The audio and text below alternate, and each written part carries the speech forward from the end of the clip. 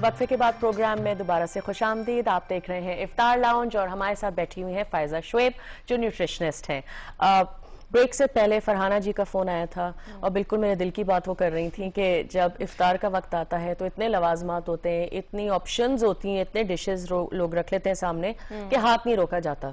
तो इफ्तार किस तरह कंट्रोल करें, अपना हाथ किस तरह रोकें? लेकिन सबसे पहले तो सहरी करें।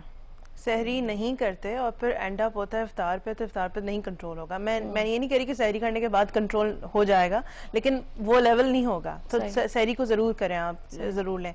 इतने ऑप्शंस देंगे ना अपने आप को कि आप घर में खुद ही कुकिंग कर रही हैं। अगर जैसे फरहाना की बात, अगर वो खुद ही कुकिंग कर रही हैं तो वो थोड़ा सा वॉच करें कि मैं ज्यादा ऑप्शंस ना रखूं और फ्रूट्स का जरूर कोई ना कोई ऑप्शन हो, या रॉ चीजों का कोई, चने हैं उबले हुए चने हैं उसका ऑप्शन हो, ताकि दूसरा अगर हम 3-4 चीजें भी हमारे पास हो तो हमारे पास हेल्दी ऑप्शंस मौजूद हो।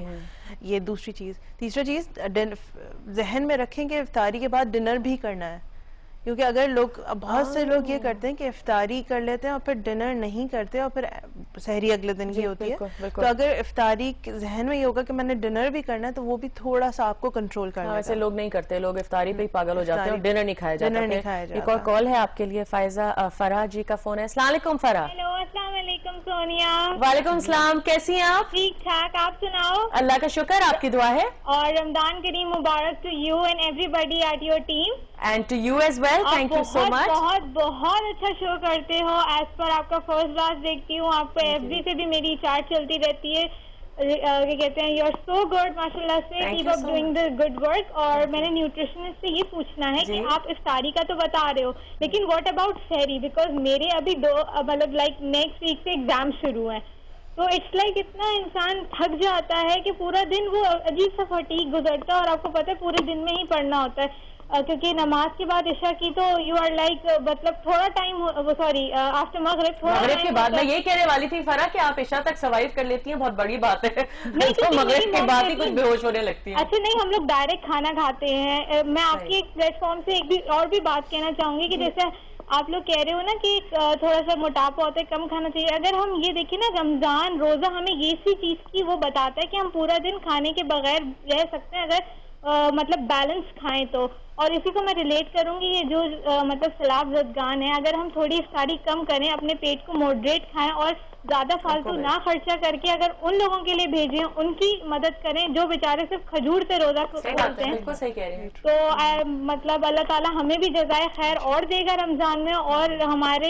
ये हुकूक सबसे पहले है और हमारे लिए भी एक बहुत अच्छी इंस्पिरेशन है। थैंक यू फरा। लेकिन सहरी आप भी कह चुकी हैं बार बार कि सहरी अच्छी होनी चाहिए। अच्छा, जब मैं सहरी को कह रही हूँ कि सहरी को फोकस करें तो it should be complete meal. Complete meal का क्या मतलब है कि हम, जैसे अगर मैं फूड आइटम्स के ऊपर बात करूंगी डायरेक्टली कि किस तरह से होने चाहिए, तो आप रोटी सालन जैसे हम लोग नॉर्मली खाते हैं तो वो भी खा सकते हैं। नॉर्मल हल्का सा पराठा अगर मैं कह रही हूँ तो इसका मतलब हरगिज भी नहीं है घी के अंदर वो बहुत ज्यादा हो, हल्का सा सड़ा हुआ टपकता हुआ, ऐसा नहीं कह रही मैं। हल्का सा ऑयल, इसमें 1 to 2 टीस्पून ऑयल एक रोटी के अंदर अगर लगा हुआ हो तो आप वो उसके साथ दही ले सकते हैं, दूध का 1 कप हो सकता है। उसके अलावा चिकन या फिश या जो भी चीजें बनी हुई है, एक फ्रूट ले सकते हैं। बहुत सारे लोगों का कॉन्सेप्ट होता है अगर हम सहरी में फ्रूट खाएंगे तो फिर हमसे कुछ नहीं खाया जाएगा। तो आप सुबह जब जैसे ही उठते हैं सहरी के लिए तो you go for the fruit, कोई भी एक फ्रूट ले लें। तो इस तरह से आपकी सहरी एक कंप्लीट मील हो जाएगी और उसमें कैलोरीज आपको लेनी चाहिए, क्योंकि आपको 15 घंटे का रोजा रखना है। तो 15 घंटे के रोजे के लिए यू नीड एनर्जी। तो एनर्जी कहाँ से आएगी अगर आप कुछ नहीं लेंगे और इफ्तार के ऊपर ही फिर एंड अप करेंगे? तो हमें इस साइकिल को बनाना है हल्के हल्के, और हम पहले सहरी को फोकस करें फूड आइटम्स की जैसे हमने बात की। उसके बाद हम इफ्तारी को अपना हल्का करें, लाइट करें। यानी फ्राइड आइटम्स मना नहीं कह रही कि बिल्कुल ना इस्तेमाल करेंगे, न्यूट्रिशनिस्ट ने कहा कि आप बिल्कुल फ्राइड आइटम्स ना इस्तेमाल करें, पकौड़े ना खाएं, कैसे हो सकता है? तो आप लें बिल्कुल, लेकिन क्वांटिटी इज वेरी इंपॉर्टेंट। नमाज के लिए उठ जाए फौरन, पानी पिए और 2 पकोड़े खा के नमाज के लिए उठ जाएं। एक और कॉल भी है आपके लिए फायजा। हमाद साहब हैं। अस्सलाम वालेकुम हमाद साहब। वालेकुम सलाम। सोनिया कैसी हैं आप? मैं बिल्कुल ठीक हूँ, थैंक यू। आप कैसे हैं? जी अल्लाह का शुक्र, बिल्कुल ठीक ठाक। आज आप क्या सवाल करना चाहेंगे? सोनिया, मैं एक्चुअली थोड़ा सा कंफ्यूज भी हूँ कि मैं ये जानना चाह रहा था कि आम दिनों में और वैसे रमजान में भी जो लोग जिनकी डेस्कटॉप जॉब है 9 to 5 है, तो उनके लिए कोई अपना क्या फायदा सजेस्ट करेंगी कि क्या कोई चार्ट होना चाहिए? सही, डाइट चार्ट होना चाहिए। सही है। Thank you very much. बिल्कुल, एक सॉरी ब्रेक और लेना है तो हमाद का भी जवाब, हमाद साहब का हम जवाब देंगे वक्फे के बाद। छोटा सा वक्फा लेंगे, दूर मत जाइएगा प्लीज, और join us again in the programme in a couple of minutes.